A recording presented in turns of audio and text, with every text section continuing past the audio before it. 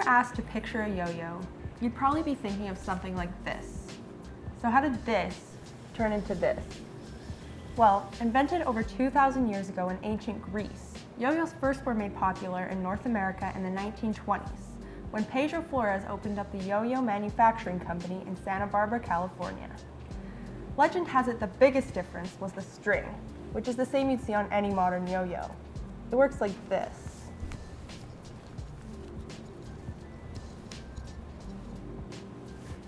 Now that people weren't tying the string to the axle, a whole new world of possibilities opened up. And you know what they say about possibilities, right? Yep, a man named Donald Duncan saw a huge profit potential and bought up Flores' entire company. It took him a little while, but with the help of TV advertising, yo-yos took off.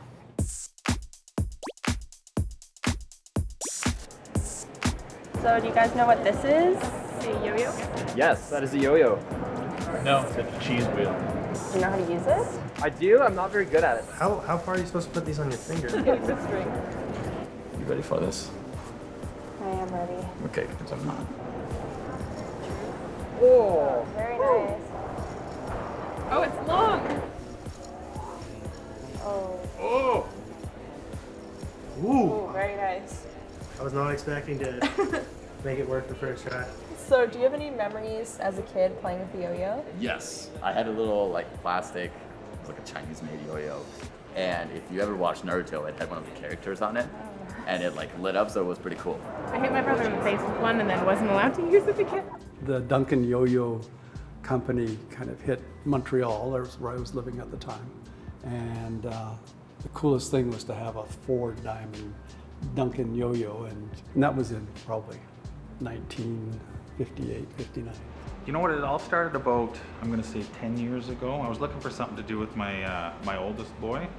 And we found a really cool video online, and I thought, oh, for sure, this is easy as pie to do. So I started doing it a little bit. I got him into a little bit, only to find out there's a lot more to it than he thought. So he went back to video games, and I just decided, hey, I'm going to try making a yo-yo. How hard could it be? Turns out it was way harder than I thought. Yeah. I got a yo-yo for my grandma. I was like 10 years old. I got it for Christmas, and it was really hard, and I couldn't use it. So I shot it off the neighbor's garage with a hockey stick. Later on, I found one on the playground randomly at recess, and I kind of had more time to play with it, and finally got just up and down yo-yoing, and from there I was kind of hooked on it. You try to do all the tricks like walk the dog. I mean, I was never any good at any of it, but you try it and it's a lot of fun, and it's something that, even as an adult, you can still have a lot of fun doing.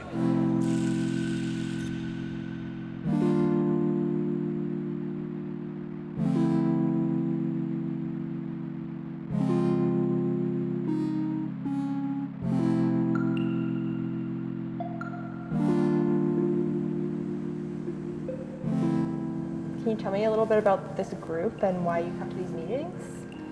They're really good friends of mine, honestly. These guys show up and they come and hang out, and they've all put the time and effort in, and they all do a lot of practice on all their tricks and everything, and it's always just kind of nice to see them and hang out. I think they provide a real, obviously, friendship factor and personability.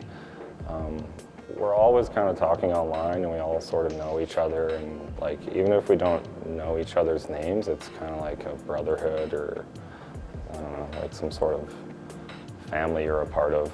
If you got a bunch of people in your community that like to yo-yo, it really helps. I think that's what it provides. It provides some sort of, optimism and enthusiasm just for the thing in general. So can each of you just tell me how you got into yo-yoing? Well, for me personally, I think yo-yoing was really something that exploded and hit a boom in 2014. Because of that, it completely went viral online, on social media like YouTube, Facebook, Instagram, after the 2014 World Champion won. So after that, I really wanted to join the game. I thought there was so much potential for innovation. It was just such an amazing art form that I thought it would be cool to join. Actually, he got me into it back in grade 6. And he just brought a yo-yo to school, and I thought it was cool, so I brought one too. And just took off from there. Yeah, I was just at, I think it was a Zellers, back in 6th grade, and I kind of just randomly decided to pick one up, and ever since then it's just been taken off. There was another Simpsons episode where Bart was playing with a yo-yo, And I said, okay, I gotta get myself a yo-yo. And ever since then, I've never put a yo-yo down. I just love it so much. I went to the Canadian National Yo-Yo Contest in 2000, I think it was 2000, and I placed second at that one. And then And that was the first competition you were in? yeah, Oh, and wow. well, it wasn't very big because it's Canada, right? So like, it sounds better than it was, but I don't know. As a kid, like it means a lot, though, right? You're like, yeah, I'm like top 3, and I don't know. And as a kid, you don't have much confidence in yourself, so it sort of like worked wonders in that way. It's something I was good at, so it's kind of a source of self-esteem. I really put in a lot of hours, like it was like training. So that was almost like a meditation and kind of like refined me internally.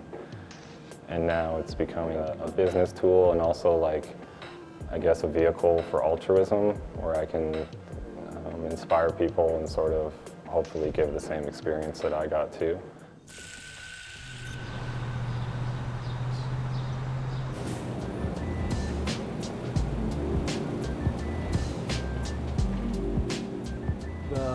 The top of the line yo-yos until, let's say 1990 or so, were basically kind of wood axle, primarily made out of wood or plastic. So the Duncan things tend to be more wood. The Russell yo-yo, that was a very popular brand at the time, was made out of plastic. And then, in my understanding of it, a fellow named Tom Kuhn started making these milled aluminum yo-yos with either a ball bearing axle or a wood axle that you could change. And Monkey Finger came in. They were really highly regarded. They sell well all across North America. And they were, sort of notable efforts. And Monkey Finger is still going strong. So. And local as well, right? Local as well, yeah.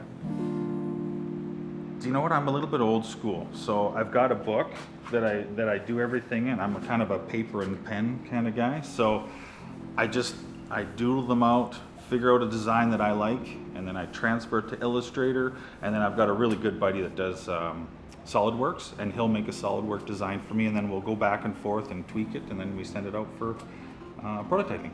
So these are called return tops, is Yep. that right? Why? The word yo-yo is still patented in Canada, so we can't use the word yo-yo.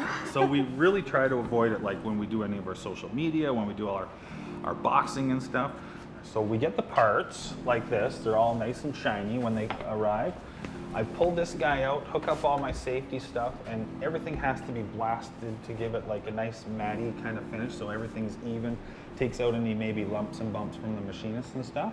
So inside of this guy, we do all our anodizing, we hook up all our racking, we call it cooking. I'll cook it for 75 minutes. Once they come out of there, we'll dry all the parts off. All our colors are underneath here, so then we'll set up all our colors. They all got to be brought to temperature, which is 140 degrees. And then we kind of go through the process of one color at a time. So we'll put one color on, then we'll mask off one of the colors, then we'll move back over to here, we'll put another color on, mask it, take it off until we go through however many colors I think there should be on that colorway. And then from there, we'll go and we'll seal them, clean them all up, silicone them, then they have to all be paired so they're nice and balanced and smooth. And then after that, we go through the boxing process, and that's it in a nutshell. Easy peasy. The whole process takes about 6 to 8 hours to get all the colors on one run of yo-yos. When you hear the word yo-yo, what emotions does that bring up for you? Well, happiness. I was gonna say fun, but fun is not really an emotion. Joy. Yeah, just all the good feels, you know what I mean? As much as it's just a toy, and then like the other side of it, which is like, it's not just a toy, it's something really important. I think it's like, beyond that too, it's like, I don't even really know what a yo-yo is or like what we're doing with it a lot of time, but something happens, and I like that. I like whatever that is. So I guess that's affected me more than anything else, is everything that happens around yo-yoing. Yo-yos have come a long way technologically over the years, but one thing remains the same: the sense of childlike wonder that everyone feels when seeing them in action.